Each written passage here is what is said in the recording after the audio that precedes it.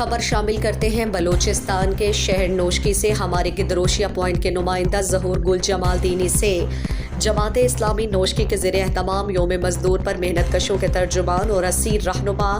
حق دو تحریک مولانا ہدایت الرحمان بلوچ کی عدم بازیابی کے خلاف احتجاجی ریلی نکالی گئی اور میر گل خان نصیر چوک پر احتجاجی مظاہرہ کیا گیا۔ احتجاجی مظاہرے سے امیر جماعت اسلامی نوشکی مولانا محمد قاسم مینگل، حافظ مطیع الرحمان مینگل، حاجی عبید اللہ مینگل اور سید نور الحق آغا نے خطاب میں یکم مئی کے موقع پر دنیا بھر کے محنت کشوں کو سرخ سلام پیش کیا۔ مقررین نے کہا کہ حق دو تحریک کے قائد مولانا ہدایت الرحمان بلوچ کو گوادر اور بلوچستان کے محنت کشوں کے لیے آواز بلند کرنے کی پاداش میں وقت کے جھوٹے مقدمے میں پابند سلاسل کر کے کئی مہینوں سے انہیں بے بنیاد مقدمے میں ضمانت بھی نہیں دی جا رہی۔ عوام کے حق اور سمندر میں ٹرالر مافیا کے خلاف آواز بلند اور بلوچستان میں ناانصافی اور مسنگ پرسنز کی بازیابی کے لیے آواز بلند کرنا ان کا جرم ہے۔ عوام کے حقیقی رہنما کو قید کر کے عوام کی رہنمائی سے بزور قوت روکنا ظلم اور بربریت کی انتہا ہے، جس کی اہل بلوچستان پرزور مذمت کرتی ہے۔ انہوں نے مولانا ہدایت الرحمان کی بازیابی کا مطالبہ کرتے ہوئے کہا